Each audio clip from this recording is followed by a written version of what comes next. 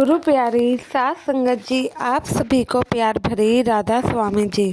सात संगत जी, ये साखी से आपको साफ साफ पता लग जाएगा क्यों आपके जो कि फैमिली है जो आपको कहती है वो चीज़ें आपको सही समय पे मान लेनी चाहिए, वरना एक वक्त ऐसा आता है कि जहाँ हमें पछतावे के अलावा कभी कुछ नहीं दिखता है। इसलिए कभी भी गुरु का और माँ बाप का हाथ हम लोगों को कभी नहीं छोड़ना चाहिए। तो साथ संगत जी, आप लोगों से विनती करती हूँ कि चैनल को आप लोगों ने अभी तक सब्सक्राइब नहीं किया है तो ज़रूर करें जी।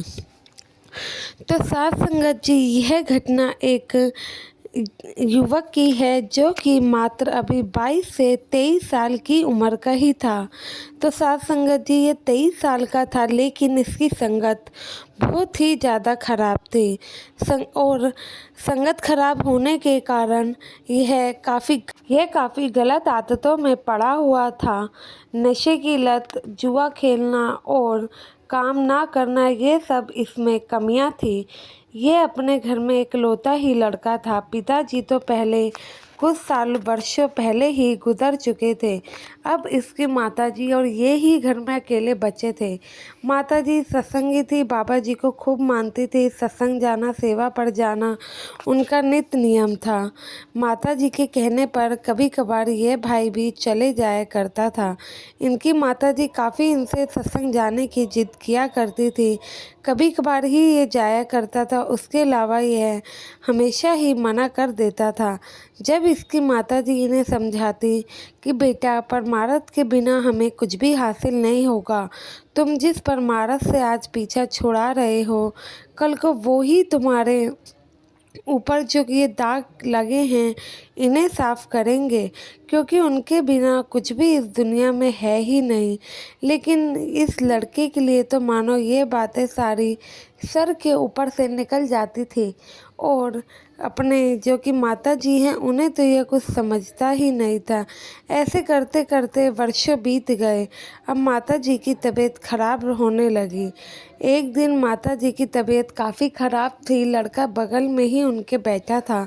तो माता जी अपने बेटे का हाथ लेके उसे कहती है कि बेटा, कुछ भी हो जाए मेरे को तो तुम आखिर में ब्यास ही लेकर जाना। मेरी अस्थियां तो वहीं पर भानी चाहिए, उसके अलावा कहीं और नहीं।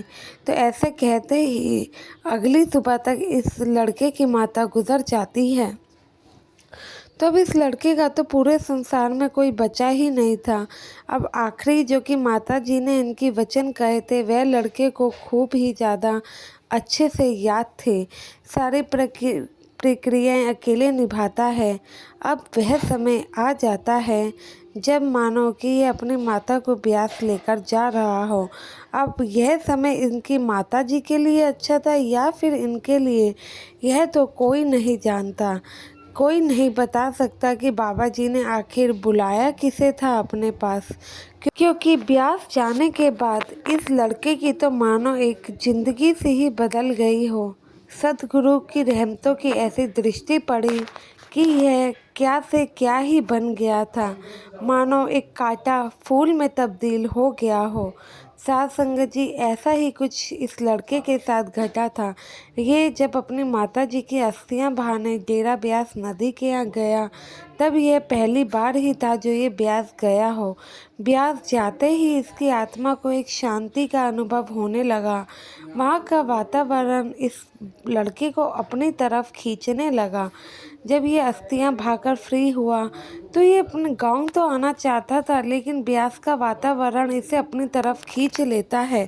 तो ये फिर ब्यास के अंदर ही चले जाता है। सोचता है कि अब गांव जाकर भी भला करूँगा ही क्या, वहाँ पे भी कौन ही है जो कि मेरा इंतज़ार कर रहा है। इसलिए थोड़े समय रुककर ही जाता हूँ। अब यहाँ तक आया हूँ तो माता जी के मुख से इतना इसके बारे में सुना था, अब अंदर भी जाके देख ही लेता हूँ। साथ संगत जी, लेकिन उसको क्या ही पता था, अंदर जाने से तो उसकी पूरी ज़िंदगी का रुख ही बदल जाएगा। जब वह अंदर जाता है तो वहाँ इसे काफ़ी अच्छा लगता है, काफ़ी शांति सुकून महसूस होता है, जो कि शायद ही पहले कभी हुआ हो। तो फिर इस लड़के को भूख लगी थी, तो ये ब्यास में जाते ही सीधा लंगर घर की तरफ चले जाता है। लंगर घर पहुंचता है तो वहाँ का लंगर खा के भी इसको एक अलग ही आनंद आता है, जैसे कि घर का खाना ही इसने चख लिया हो।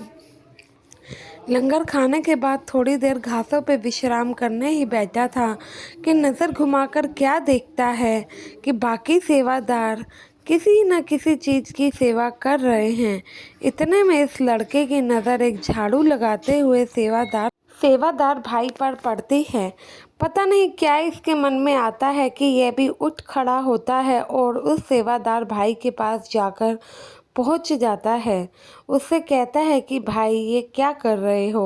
तो वह सेवादार भाई कहता है कि भाई यह तो मैं सेवा कर रहा हूँ जो कि मालिक का हुक्म है।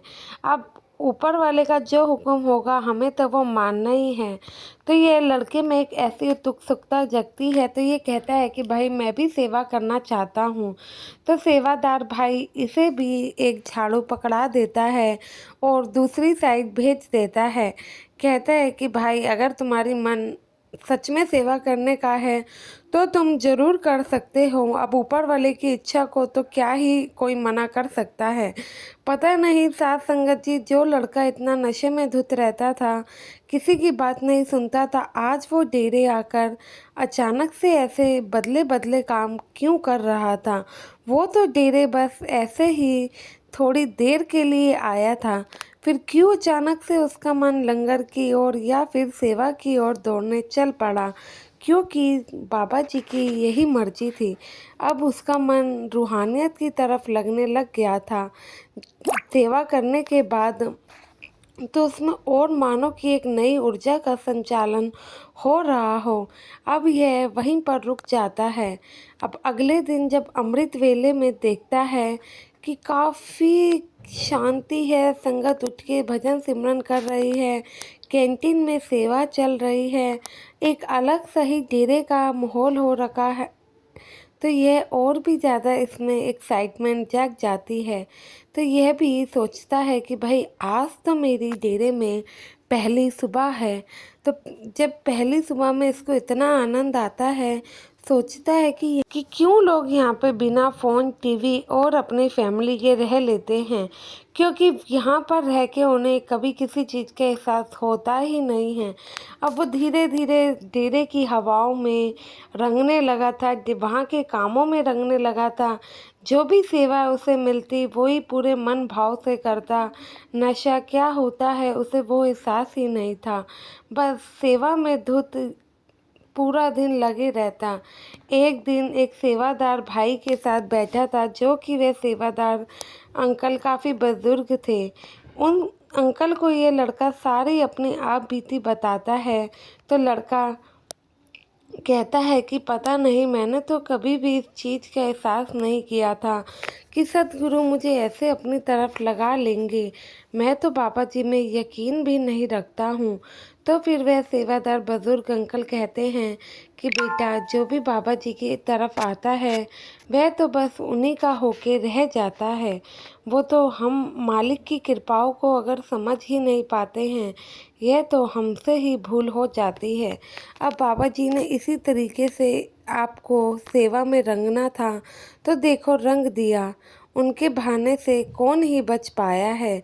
तो वह अंकल जी कहते हैं कि बेटा, अब तुम ज़्यादा देर मत करो, वहाँ पर नामदान का पर्ची बँट रहा है, तुम भी जाकर वहाँ पे नाम लिखवा दो और नामदान की बख्शिश ले लो। अगर सद्गुरु की कृपा रही तो वे तुम पर नामदान की बख्शिश ज़रूर करेंगे, और नामदान की अगर तुम्हें बख्शिश हुई तो ये गुरु का प्रसाद को बहुत ही ज़्यादा तुम्हें संभाल के रखने की ज़रूरत होगी। उसे तुम बिल्कुल भी जाया मत करना। जब मालिक तुम पे कृपा कर रहा है तो उस चीज़ को तुम्हारा काम है कि तुम संभाल के रखो। तो वह लड़का समझ जाता है और उस अंकल जी के कहे नाम लिखवा देता है। बाबा जी की ऐसी कृपा से उसे नामदान की बख्शिश भी हो जाती है। नाम की दात पाने के बाद तो मानो वह भजन सिमरन में भी लीन ही हो गया था। अब तो वह डेरे का ही बन के रह गया था, वहीं रहता, अमृत वेले उठ के भजन सिमरन करता, दिन भर डेरे में सेवा किया करता था। सेवादारों को जैसे जैसे उसके बारे में पता लगा, सेवादारों ने भी उसे कुछ नहीं कहा और डेरे में रहने की अनुमति दे दी, क्योंकि उसने बता दिया था कि घर में तो कोई है ही नहीं और शादी भी वह करना नहीं चाहता है। तो इसलिए आज भी वह भाई डेरे में ही रहकर सेवा करते हैं और अपने भजन सिमरन पर ध्यान केंद्रित करते हैं। तो साथ संगत जी, ऐसे बाबा जी अपने प्यारे सेवादारों पर कृपा भी बरसाते हैं। आशा है ये साखी आपको पसंद आया होगा कि कैसे एक बार डेरे जाने से बाबा जी ने तो इस लड़के की पूरी ज़िंदगी ही बदल दी। साथ संगत जी, वीडियो अच्छी लगी हो तो लाइक और कमेंट में राधा स्वामी लिखना ना भूलें। और संगत के अपने इस चैनल को आप लोगों ने सब्सक्राइब नहीं किया है तो ज़रूर करें जी। गुरु प्यारी साथ संगत जी, आप सभी को राधा स्वामी जी।